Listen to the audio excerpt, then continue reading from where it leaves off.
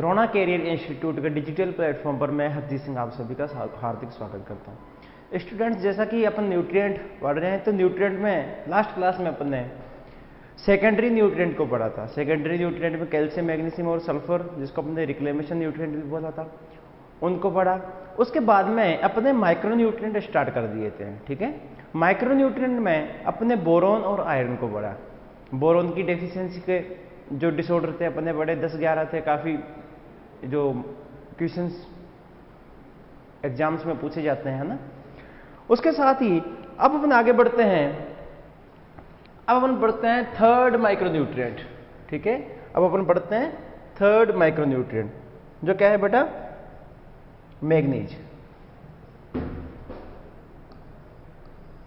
Third micronutrient manganese.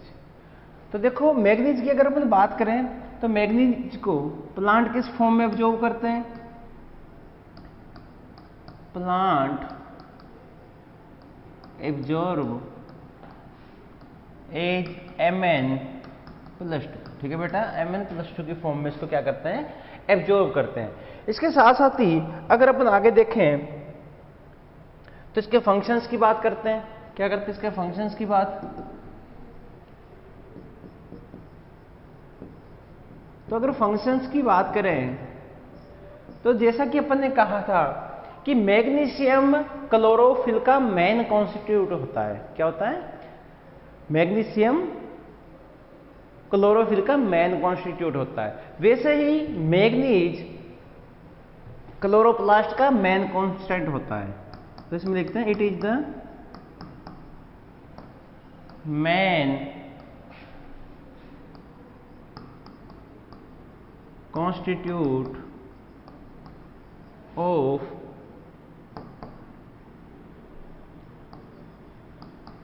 Chloroplast. ठीक है बेटा, ये क्या है? क्लोरोप्लास्ट का मेन कॉन्स्टिट्यूट होता है। और क्लोरोफिल का मेन कॉन्स्टिट्यूट कौन होता है? वो मैग्नीशियम होता है।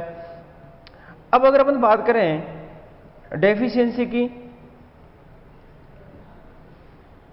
एक ही फंक्शन है इसमें। डेफिशिएंसी की अगर अपन बात करें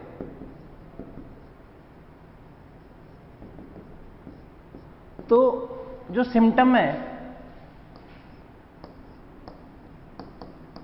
सिम्टम इसके न्यू लीव्स में दिखाई देते हैं। Symptoms appear on new leaves. ठीक है,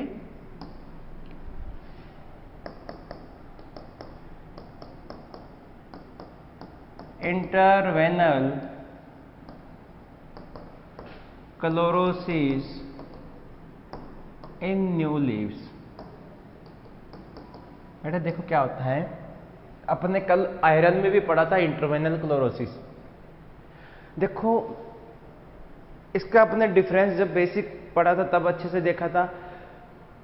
बट इसमें मेन ये होता है कि जो अगर आपकी लीफ वाइट हो चुकी है, अगर आपकी न्यू लीफ वाइट हो गई तो वो किसकी डेफिशिएंसी थी? वो आयरन की डेफिशिएंसी थी। और अगर आपकी लीफ वाइट नहीं हुई और पेल रही, यानी कि येलो रही, तो किसकी थी? इंटरवेनल में, यानी कि वेंस के जो इंटर पार्ट है, मिडल पार्ट है, अगर वो येलो ही हुआ है, वाइट नहीं हुआ, तो वो किसकी डेफिशिएंसी आएगी? मैग्नीज की। और अगर दोनों ऑप्शन में दे रखा है, क्वेश्चन पूछा कि which nutrient is caused interveinal chlorosis in new leaves, तो बेटा अपने को क्या आंसर लगा देना है? अपने को मैग्नीज आंसर लगा देना है। ठीक है, इसमें बिल्कुल भी अपने को कंफ्यूज नहीं होना। अब देखते हैं अपन डिसऑर्डर्स या डिजीज।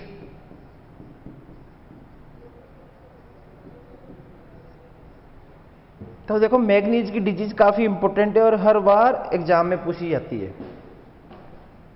तो ग्रे स्पेक, बेटा ग्रे स्पेक एक डिजीज है, फेमस डिजीज है किसकी? ओट की। Grey speck disease in oat and barley. ठीक है बेटा, ओट एंड बार्ले की एक फेमस डिजीज है ग्रे स्पेक। ठीक है, आगे बढ़ते हैं। तो Pahala blight in sugar cane, Pahala blight in sugar cane. ठीक है, दो इंपॉर्टेंट हुई। इसके साथ साथ ही मार्स स्पॉट,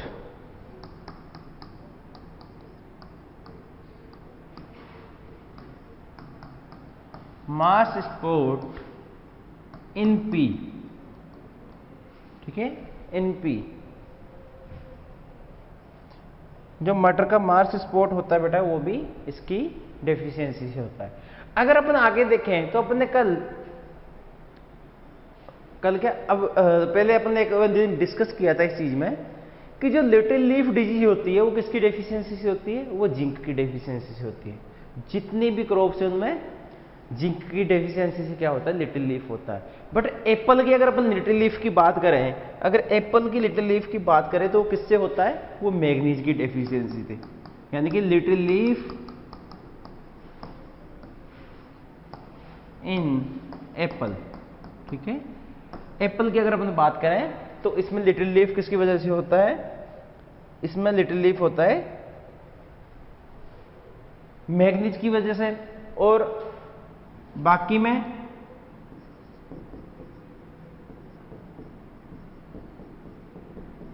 होता है बेटा जिंक की डेफिशिएंसी से। किसकी डेफिशिएंसी से, जिंक की डेफिशिएंसी से। अगर अपन बात करें टॉक्सिसिटी की, तो इसकी टॉक्सिसिटी से एक डिजीज होती है टॉक्सिसिटी। अगर टॉक्सिसिटी की अगर बात करें तो क्रिंकल लीफ इन कॉटन, अगर इसकी कंसंट्रेशन ज्यादा हो गई सोइल में तो क्या होगा, क्रिंकल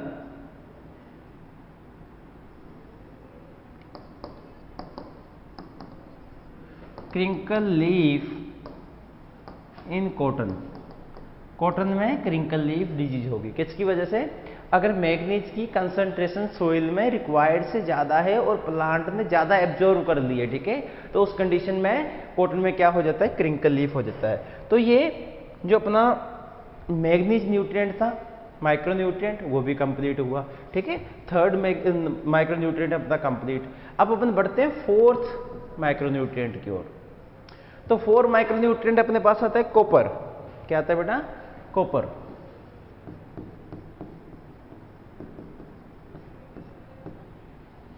कॉपर की अगर अपन बात करें तो कॉपर को प्लांट किस फॉर्म में एब्जॉर्ब करते हैं,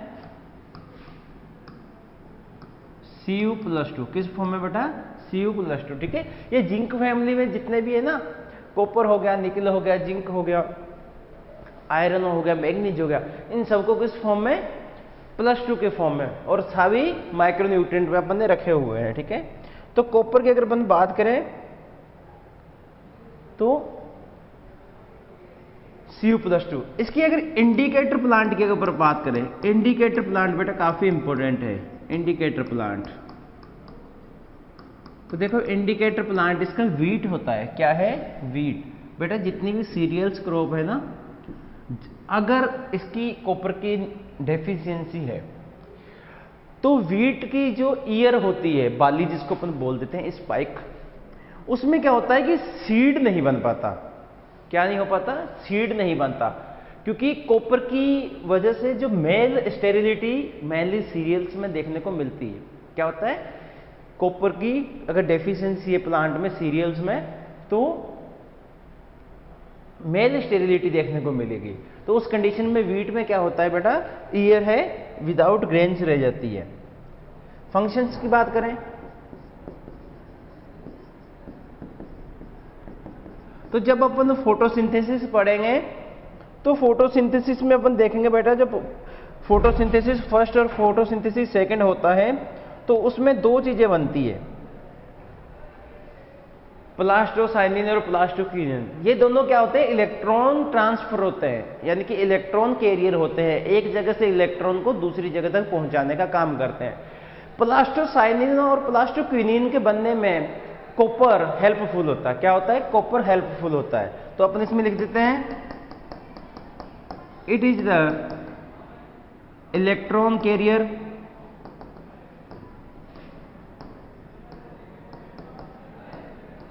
और इसके साथ साथ ही अगर अपन देखें it is the component of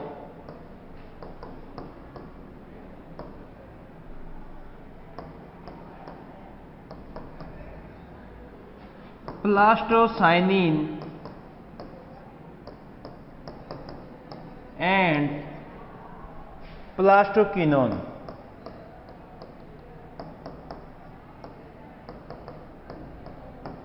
ठीक है, प्लास्टोसाइनिन एंड प्लास्टोक्विनोन। अब अपन देखते हैं इसकी डेफिशिएंसी के सिम्टम्स।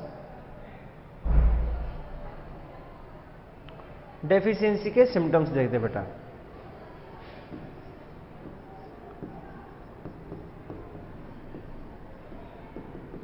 कॉपर की डेफिशिएंसी के सिम्टम। तो देखो, कॉपर की डेफिशिएंसी के symptom appear on new leaves. कहां पे अपीयर होते हैं? न्यू लीव्स में अपीयर होते हैं। इसके साथ साथ ही अगर अपन देखें तो व्हाइट बड क्या हो जाता है? न्यूली बड कम्स एज व्हाइट बड। जो नई बड होगी वो किस फॉर्म में कम होगी, यानी कि किस फॉर्म में निकलेगी बेटा? वो निकलेगी व्हाइट बड के रूप में। ठीक है, व्हाइट बड यानी कि सफेद रंग की दिखाई देगी। ठीक है, अब अपन आगे चले तो इसकी डिजीज देखते हैं। तो बेटा देखो, इसकी डिजीज मेनली सिट्रस फैमिली में ज्यादा देखने को मिलती है। तो डाइबेक इन सिट्रस, डाइबेक इन सिट्रस। उसके साथ साथ ही देखें गमोसिस इन सिट्रस। बेटा देखो, डाइबेक और गमोसिस की अगर अपन बात करें तो डाइबेक की पहले बात करते हैं। प्लांट का जो टिप पॉइंट होता है, यानी कि जहां पे बड होती है, टर्मिनल बड और एपिकल बड, प्लांट वहां से उल्टा सूखना स्टार्ट कर देता है। अदर डिजीज में क्या होता है? प्लांट स्टेम से सूखना स्टार्ट करता है नीचे से। लेकिन जब कॉपर की डेफिशिएंसी हो जाती है सिट्रस में, तो प्लांट ऊपर से सूखना स्टार्ट करता है। ये अगर सिट्रस फैमिली के प्लांट्स में हो रहा है तो कॉपर की डेफिशिएंसी है।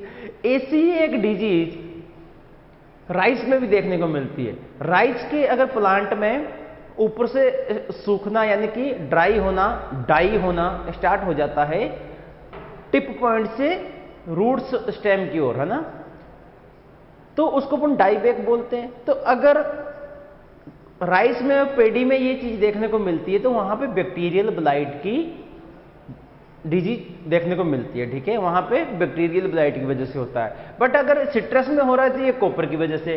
और गमोसिस की अगर अपन बात करें तो गमोसिस बेटा बना है गम से। ठीक है, गम से। तो अगर गम यानी कि ग्लू जो मेनली ट्री से अपन देखते हैं कि निकलती है, तो अगर कॉपर की डेफिशिएंसी है और प्लांट को फिजिकल डैमेज हो जाता है। फिजिकल डैमेज यानी कि अगर आप कोई होई है या सिकल है, उससे आप क्या करते हो, आरी है, ब्लेड है, उससे डैमेज हो जाता है तो वहां से गम निकलना स्टार्ट हो जाती है। तो उसको अपन क्या बोलते हैं? गमोसिस इन सिट्रस। ठीक है, अब बढ़ते हैं आगे। तो reclamation disease in serials.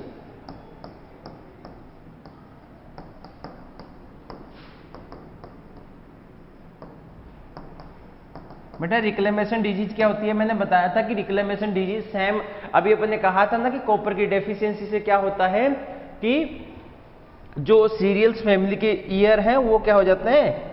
Blank रह जाते हैं, क्योंकि उसमें क्योंकि उसमें मेल क्या होता है, सर्टाइल हो जाता है। और इसके साथ साथ ही अपन ने इसका पहला ये क्या लिखा था कि न्यूली लीव्स वाइट बड की तरह हो जाती है। तो वाइट टिप इन न्यू बर्ड्स, ठीक है बेटा, ये इसकी डेफिशिएंसी के सिम्टम्स हो गए। बढ़ते हैं आगे। तो नेक्स्ट अपन चले, हाँ एक चीज यहां पे देखो, वाइट टिप इन न्यू बर्ड्स ऑल क्रॉप्स। अगर ऑल क्रॉप्स में अगर बात करें तो बेटा वाइट टिप किसकी वजह से होता है, कॉपर की डेफिशिएंसी से। बट मेज की अगर अपन बात करें, मेज और सोरगम, तो मेज और सोरगम में अगर वाइट टिप है तो बेटा किसकी वजह से होगा ये, मेज और सोरगम में वाइट टिप जिंक डेफिशिएंसी से होता है। किसकी वजह से, जिंक डेफिशिएंसी से। ये याद रख लेना, नोट लगा के आपने लिख लेना इसको, ठीक है बेटा। बढ़ते हैं आगे।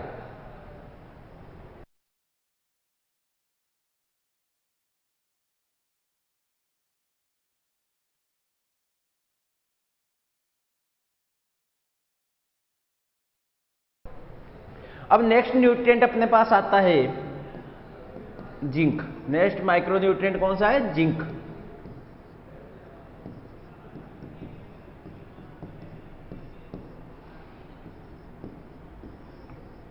काफी ज्यादा इंपॉर्टेंट न्यूट्रिएंट है। प्लांट इसको किस फॉर्म में एब्जॉर्ब करेंगे,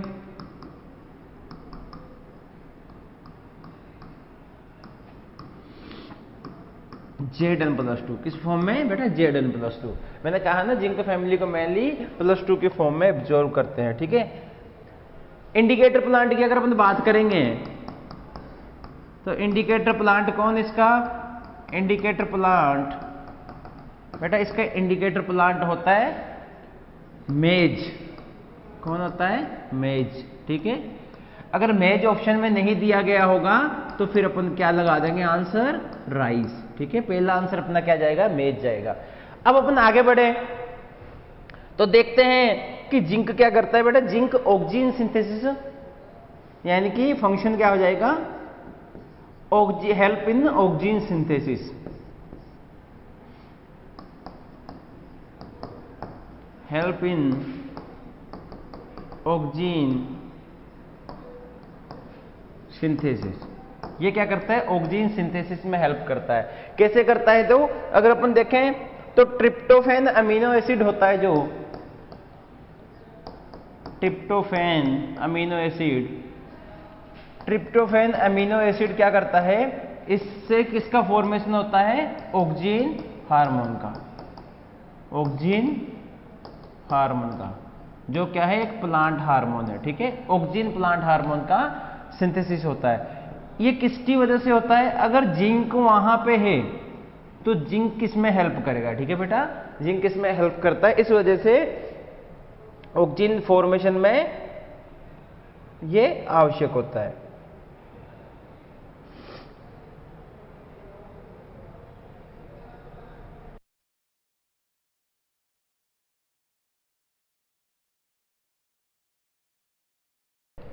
अगर अपन आगे चलें, अब देखते हैं डेफिशिएंसी सिम्टम्स।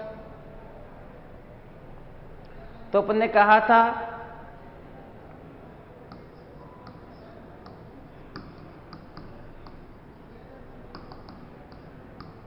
तो बेटा इसके सिम्टम कहां अपीयर होते हैं, अपीयर ऑन मिडल लीफ। कहां पे बेटा, मिडल लीव्स पे, ठीक है। मिडल लीव्स पे क्या होते हैं, इसके सिम्टम्स अपीयर होते हैं।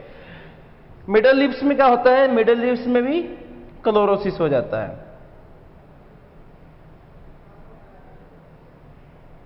क्या होगा, क्लोरोसिस होगा ना।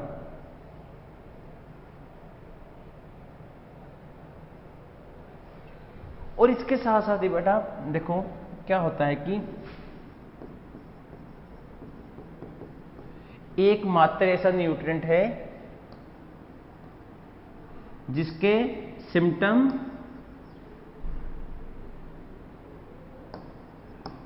व्होल प्लांट पे अपन को अपीयर होते हैं। Symptoms appear whole plant in extreme deficiency. ठीक है बेटा, अगर एक्सट्रीम डेफिशिएंसी है तो व्होल प्लांट पे क्या होगा बेटा, इसके सिम्टम्स शो होंगे। ठीक है, अब अपन बात करें तो जिंक की डेफिशिएंसी से बेटा क्या होता है कि ऑक्सीजन की फॉर्मेशन नहीं हो पाता। जब बेटा ऑक्सीजन का फॉर्मेशन नहीं होगा तो उस कंडीशन में क्या होगा, ऑक्सीजन किसके लिए रिस्पॉन्सिबल है, प्लांट की हाइट बढ़ाने के लिए। तो उस कंडीशन में बेटा क्या होता है, प्लांट ड्वार्फ हो जाता है। ठीक है, लिख देते हैं, यानी कि dwarfing in crop plants, dwarfing in crop plants. तो बेटा ड्वार्फिंग इन क्रॉप प्लांट्स ये किसकी वजह से होता है, ये जिंक की डेफिशिएंसी से होता है। इसके साथ साथ ही मेज की अगर अपन बात करें, व्हाइट बड इन मेज, व्हाइट बड इन मेज। ठीक है, मेज में क्या होता है, व्हाइट बड डिजीज देखने को मिलती है। इसके साथ साथ ही अपने कहा था ब्रोंजिंग इन गुआवा,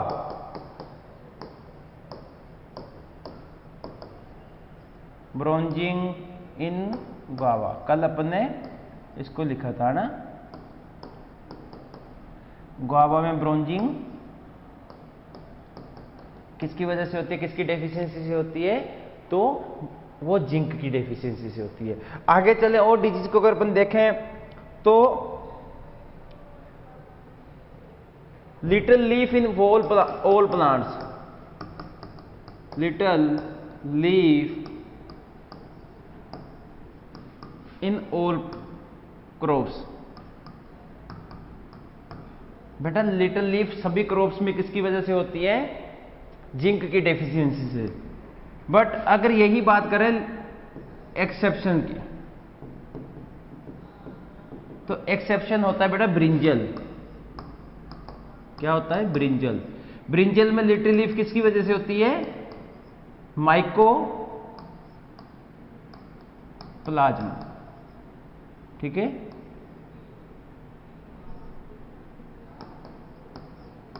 माइकोप्लाज्मा की वजह से, माइकोप्लाज्मा की वजह से क्या होती है बेटा, लिटिल लीफ हो जाती है। ठीक है, अब अपन आगे बढ़े तो पोटैटो में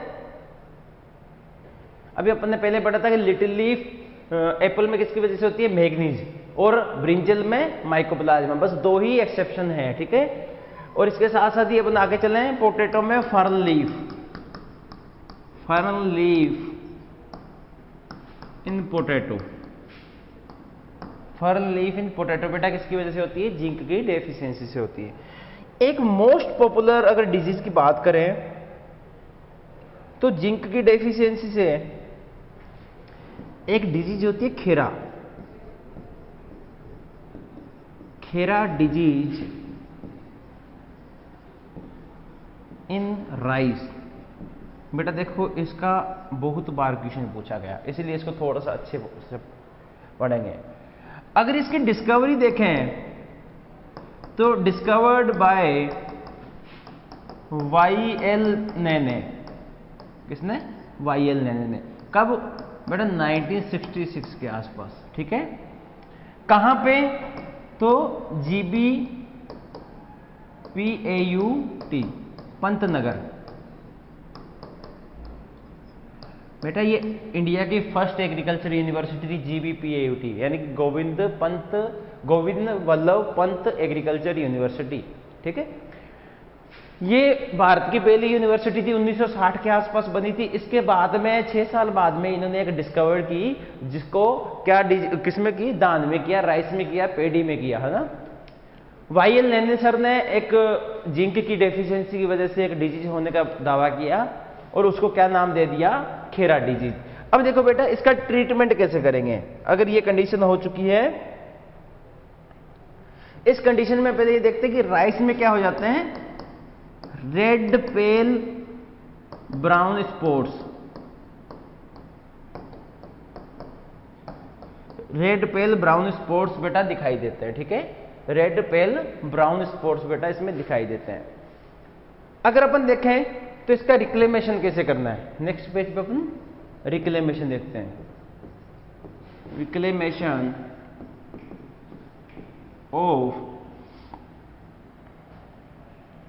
reclamation of Khera disease.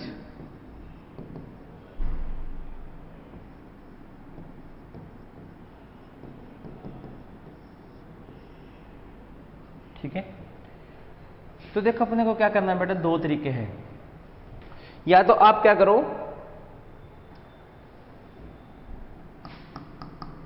25 kilogram प्रति हेक्टर की दर से जिंक सल्फेट अप्लाई कर दो।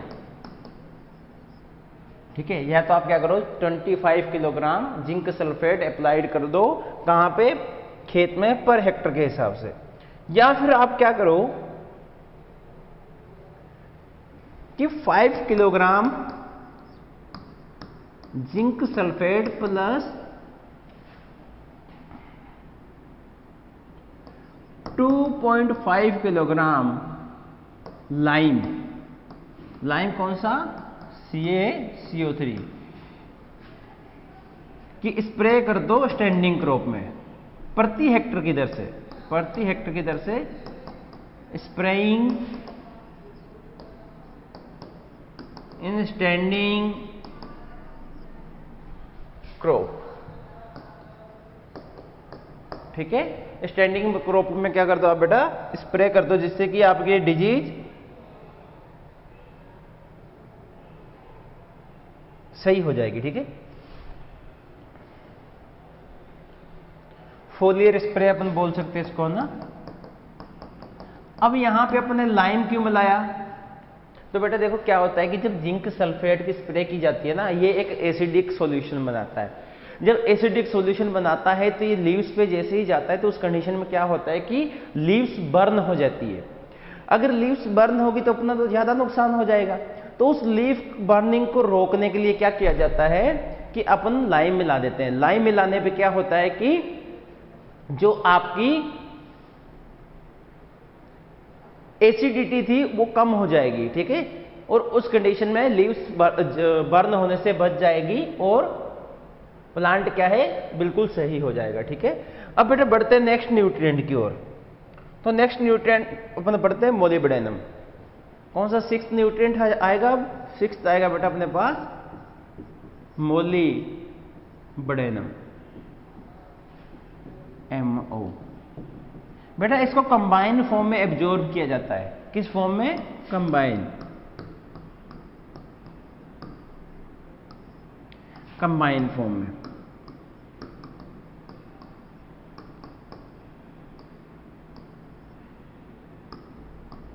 MOO4-। ठीक है बेटा, इस फॉर्म में इसको क्या किया जाता है, एब्जॉर्ब किया जाता है। ठीक है, MOO4-, इस फॉर्म में इसको एब्जॉर्ब किया जाएगा।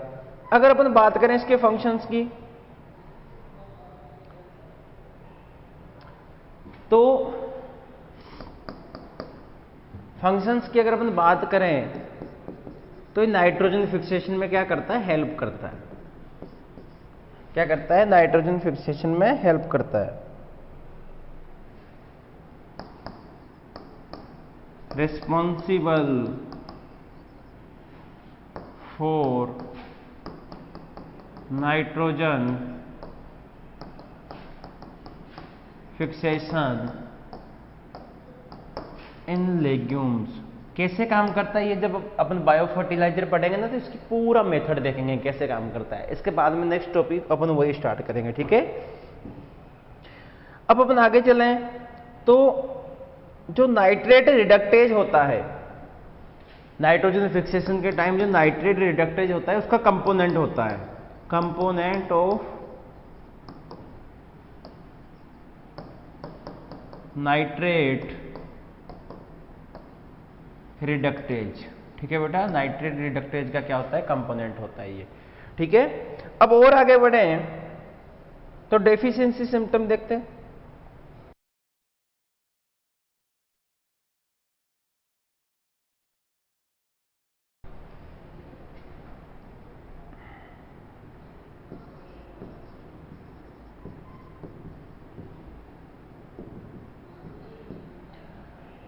तो सिम्टम्स की अगर बात करें तो symptoms appear on old leaves. अगर ओल्ड लीव्स की बात करें तो एनपीके, मैग्नीशियम, मोलिब्डेनम, अपन ने 3 चीजों की बात की थी। सॉरी, 3 तो प्राइमरी न्यूट्रिएंट और 2 माइक्रो न्यूट्रिएंट की बात करी, प्राइमरी, सेकेंडरी और माइक्रो। एनपीके प्राइमरी हो गया, मैग्नीशियम सेकेंडरी हो गया, और माइक्रो न्यूट्रिएंट कौन सा था? मोलिब्डेनम। ठीक है, तो इसकी डेफिशिएंसी अपन ने डेफिशिएंसी की बात करी थी ओल्ड लीव्स। ठीक है, तो ओल्ड लीव्स में दिखाई देता है। इसमें क्या होता है कि ओल्ड लीव्स में स्पॉट्स बन जाते हैं। ठीक है, आप नोट डाउन कर लो जाए, हालांकि ये चीज नहीं पूछते।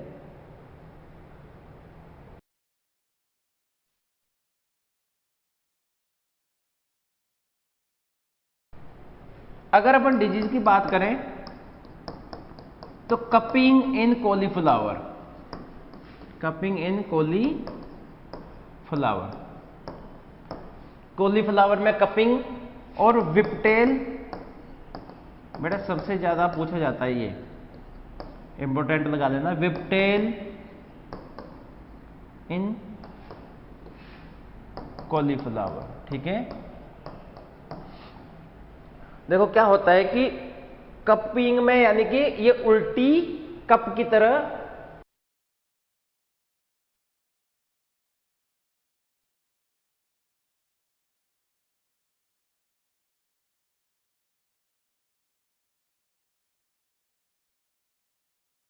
की अगर अपन बात करें तो कॉलीफ्लावर की जो लीव्स होती है वो क्या है? कप की तरह उल्टी टर्न हो जाती है। और विप टेल में टेल कैसी? विप के जैसी हो जाती है। ठीक है, अपन ने कहा था कि जो टर्मिनल वर्ड है वो किस फॉर्म में, विप के फॉर्म में कब चेंज होती है? जब बोरोन की डेफिशिएंसी हो। बट ये देखो बेटा, इसमें विप टेल कहां पे हो रहा है? कॉलीफ्लावर में। वो भी कब?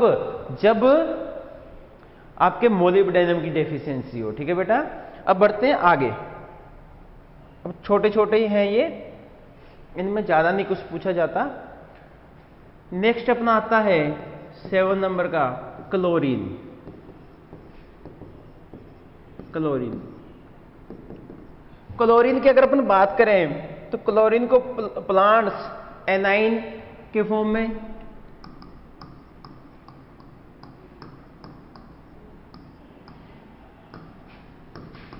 एनाइन, और वो भी अनकॉम्बाइंड,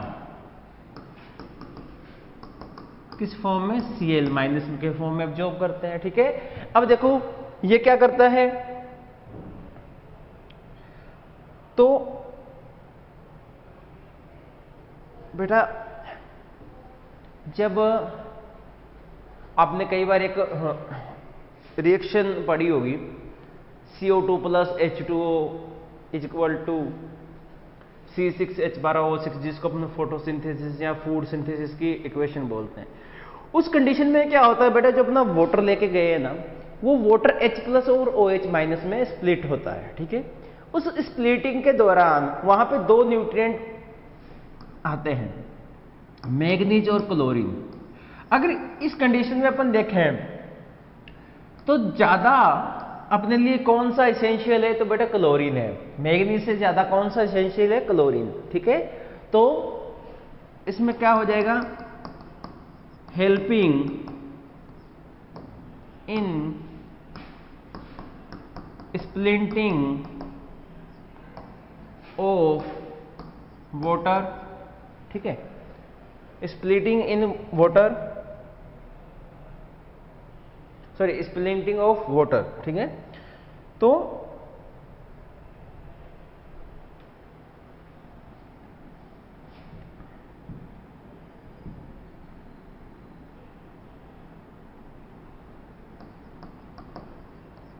हाँ, स्प्लिटिंग इन वाटर। अब इस कंडीशन में ये वाटर स्प्लिट करने के काम आएगा। अगर अपन देखें तो क्लोरीन ये मेनली पोटेशियम क्लोराइड, जिसको अपन MO भी बोल देते हैं, उससे अपने को ये मिलता है। ठीक है, इसकी डिजीज, इसकी डेफिशिएंसी से कोई सॉरी इसकी डेफिशिएंसी से कोई डिजीज नहीं होती, बस इतना है कि अगर ये कम होगा तो वाटर का एक्सप्लिटेशन कम होगा, वाटर कम ब्रेकआउट होगा, उस कंडीशन में फोटोसिंथेसिस कम होगा। ठीक है बेटा, अब चलते हैं अपन नेक्स्ट न्यूट्रिएंट की ओर। तो नेक्स्ट न्यूट्रिएंट की अगर अपन बात करें तो लास्ट न्यूट्रिएंट बचता है अपने पास निकल। ठीक है, निकल की अगर अपन बात करें तो बेटा निकल को रिसेंटली में एसेंशियलिटी इसकी शो की गई है। कौन सा न्यूट्रिएंट है ये?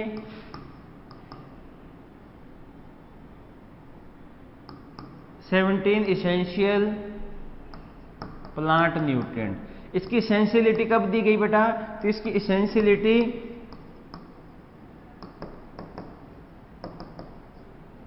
1987 में brown in 1987 given by brown ने इसकी सेंसिटिविटी दी थी। ठीक है, अगर अपन देखें इसकी सेंसिटिविटी पड़ी ही क्यों हमें, तो बेटा देखो अगर अपन बात करते हैं यूरिया की, जब भी यूरिया का मिनरलाइजेशन होता है तो यूरिया अमोनियम बाइकार्बोनेट में टूटता है। किसमें? अमोनियम बाइकार्बोनेट में, NH4CO3। इसको ब्रेकआउट करने के लिए एक एंजाइम काम आता है, यूरिएज एंजाइम। कौन सा? Urease enzyme. और इस यूरिएज एंजाइम की फॉर्मेशन में कौन आवश्यक है? निकल। यानी कि निकल फॉर्मेशन में हेल्प करता है। ठीक है,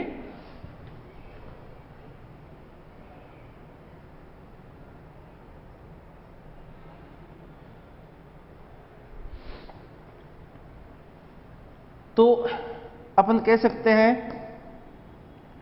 help in formation of urease enzyme. Urease enzyme के फॉर्मेशन में क्या करता है बेटा? ये हेल्प करता है। ठीक है,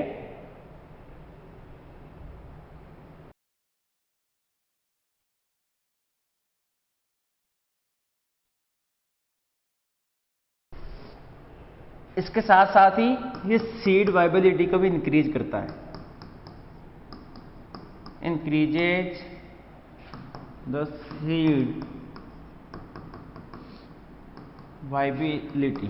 ठीक है, यानी कि अगर ये अच्छा है, अच्छी कंसंट्रेशन में है तो सीड जर्मिनेट जल्दी हो जाएगा। ठीक है बेटा, अब बढ़ते हैं आगे। तो ये अपने माइक्रो न्यूट्रिएंट्स 8 के 8 कंप्लीट हुए। अब थोड़ी सी टर्म देखते हैं, अल्ट्रा माइक्रो न्यूट्रिएंट। अगर अपन बात करें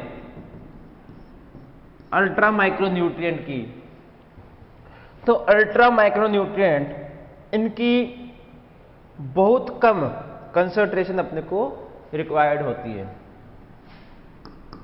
तो लिख देते हैं इसमें न्यूट्रिएंट कंसंट्रेशन रिक्वायर्ड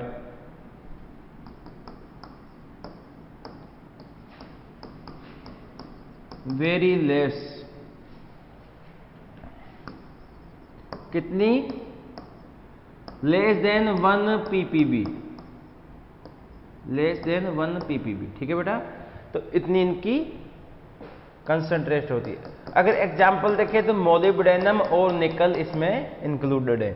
मोलिब्डेनम को अल्ट्रा माइक्रो न्यूट्रिएंट के नाम से ही जाना जाता है। ठीक है,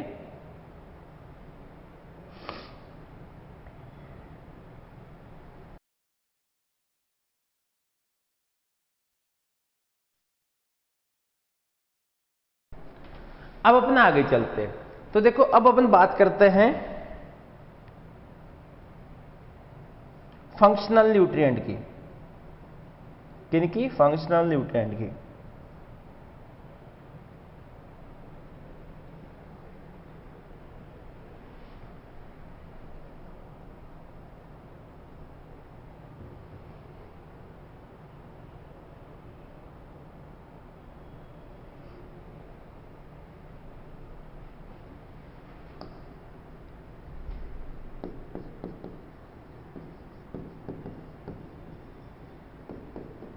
फंक्शनल न्यूट्रिएंट के पहले आप देखो बेनिफिशियल न्यूट्रिएंट।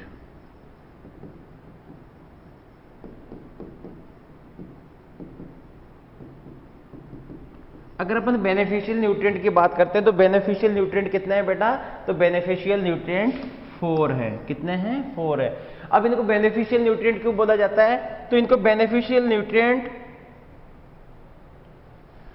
इसलिए बोला जाता है क्योंकि अगर इनकी डेफिशिएंसी हो रही है तो कोई टेंशन वाली बात नहीं है, ठीक है। यानी कि अगर डेफिशिएंसी हो रही है तो इनकी कोई टेंशन वाली बात नहीं है। बट अगर ये अच्छी कंसंट्रेशन में है तो आपकी जो क्रॉप है वो क्या होगा? उस क्रॉप का प्रोडक्शन बढ़ेगा, ठीक है। उस क्रॉप का प्रोडक्शन क्या होगा बेटा? बढ़ेगा। तो बेनिफिशियल न्यूट्रिएंट की अगर अपन बात करें तो बेनिफिशियल न्यूट्रिएंट 4 है। कौन कौन से? सोडियम, कोबाल्ट, वेनेडियम और सिलिकॉन, ठीक है। ये चारों ही न्यूट्रिएंट कौन से हैं? बेनिफिशियल है। और इसके साथ साथ ही अगर अपन देखें फंक्शनल न्यूट्रिएंट की बात करते हैं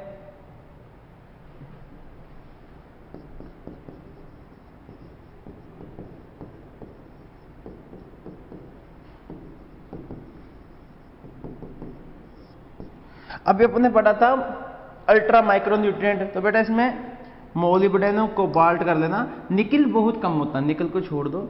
निकिल बहुत कम बार अल्ट्रा माइक्रो न्यूट्रिएंट में रखा जाता है। हाँ, मेनली याद रखना कौन इंपॉर्टेंट है? मोलिब्डेनम। मोलिब्डेनम को ही अल्ट्रा माइक्रो न्यूट्रिएंट बोलते हैं। फंक्शनल न्यूट्रिएंट की बात करें तो फंक्शनल न्यूट्रिएंट का मतलब ये है कि फंक्शनल न्यूट्रिएंट वो न्यूट्रिएंट होते हैं जो बेटा प्लांट की जो जितने भी फंक्शंस हैं उनमें पार्टिसिपेट करते हैं, ठीक है। यानी कि उसमें पार्टिसिपेट करेंगे। अब कौन कौन से होंगे? तो बेटा देखो फंक्शनल न्यूट्रिएंट 21 है। कैसे 21 हुए? 17 तो क्या है? एसेंशियल प्लांट न्यूट्रिएंट प्लस 4 क्या है? Beneficial nutrient. तो इस वजह से इनको मिला के 21 फंक्शनल न्यूट्रिएंट होते हैं। यहां से क्वेश्चन पूछा जाता है कि फंक्शनल न्यूट्रिएंट किसने दिया? तो गिवन बाय निकोलस।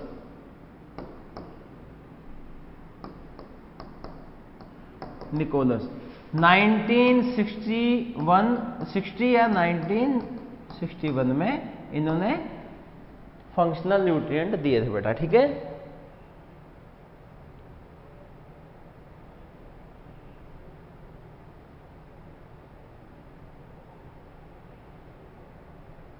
अब अपन पढ़ते हैं बेनिफिशियल न्यूट्रिएंट्स। बेनिफिशियल न्यूट्रिएंट से भी कई बार क्वेश्चन आ जाता है।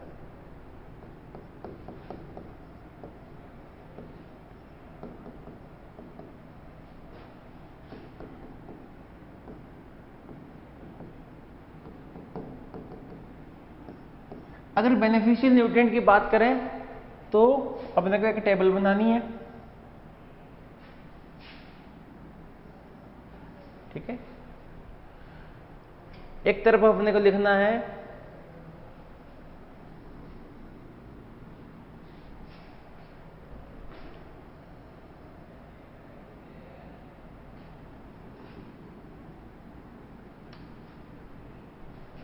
न्यूट्रिएंट। क्या लिखना है? न्यूट्रिएंट। और फिर एब्जॉर्ब्ड फॉर्म, यानी कि किस फॉर्म में इसको एब्जॉर्ब किया जाता है और इसका फंक्शन क्या है, ठीक है बेटा। तो पहला न्यूट्रिएंट अपने पास आता है सोडियम। कौन सा? सोडियम, यानी कि Na। सोडियम की अगर अपन बात करें तो सोडियम को Na प्लस में प्लांट्स एब्जॉर्ब करते हैं। किस फॉर्म में? Na plus. और अगर इसके फंक्शन की बात करें तो बेनिफिशियल इन सुगर बीट। बेटा देखो सुगर बीट क्या होता है? सुगर बीट मेनली एक ओस्मो रेगुलेशन क्रॉप है, यानी कि इसमें जो ओस्मोसिस होता है, ओस्मोसिस को काफी कंट्रोल करना पड़ता है, ठीक है। और ओस्मो रेगुलेशन यानी कि ओस्मोसिस होगा नहीं होगा, कब होना चाहिए कब नहीं होना चाहिए, सबको कौन कंट्रोल करता है? तो सोडियम कंट्रोल करता है। तो बेटा इस वजह से सोडियम किसके लिए बेनिफिशियल है? सुगर बीट्स के लिए, ठीक है। और इसके साथ साथ ही हेलोफाइट्स। हेलोफाइट्स जानते हो बेटा, हेलोफाइट्स जो सेलाइन कंडीशंस में ग्रो करते हैं। इन हेलोफाइट्स टेक सोडियम मोर कंसंट्रेशन, ठीक है, ये ज़्यादा इसको एब्जॉर्ब करते हैं। इसके बाद में अगर अपन बात करें तो कोबाल्ट, तो अपने पास दूसरा न्यूट्रिएंट आता है कोबाल्ट, यानी कि CO। तो बेटा देखा जाए तो CO को जिंक फैमिली का है, तो किस फॉर्म में एब्जॉर्ब करेंगे, CO+2, ठीक है।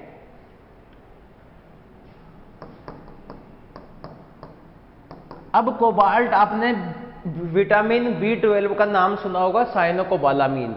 उसमें कोबालामीन आया, वो कहां से आया बेटा, वो कोबाल्ट से आया। तो जो कोबाल्ट है ये किसका पार्ट होता है, साइनोकोबालामीन, यानी कि component of vitamin B12, bracket में लिख लेना साइनोकोबालामीन, ठीक है बेटा। इसके साथ साथ ही अगर अपन बात करें तो कोबाल्ट लेग्यूमिनस में, क्रॉप्स में नाइट्रोजन फिक्सेशन में भी हेल्प करता है। तो help in nitrogen fixation in leguminous crops,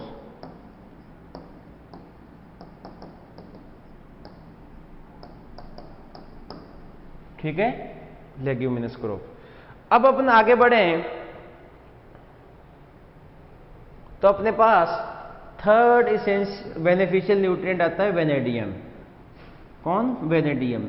तो वेनेडियम का अगर एब्जॉर्प्शन की बात करें तो V+5 की फॉर्म में एब्जॉर्ब किया जाता है बेटा।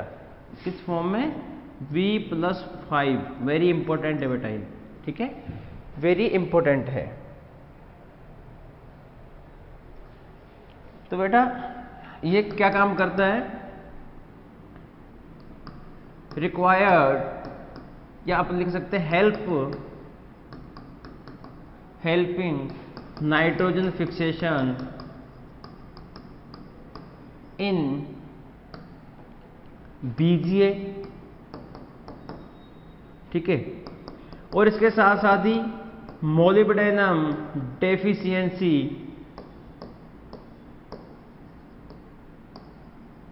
Can be correctified by vanadium. अगर मोलिब्डेनम की डेफिशिएंसी है तो आप क्या कर सकते हो बेटा, वेनेडियम से उसको करेक्ट कर सकते।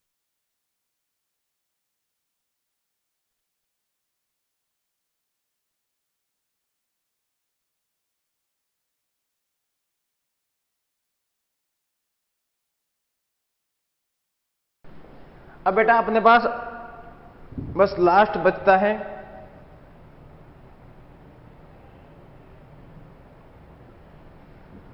लास्ट बेनिफिशियल न्यूट्रिएंट, कौन सा बचा बेटा, सिलिकॉन। कौन सा, silicon.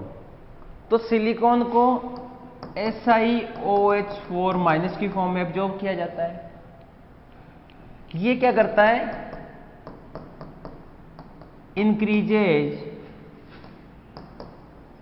The biotic and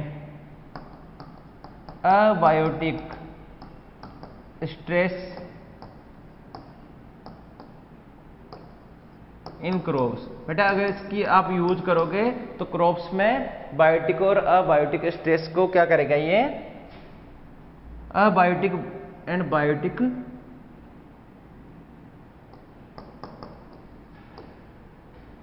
रेसिस्टेंसी in crops.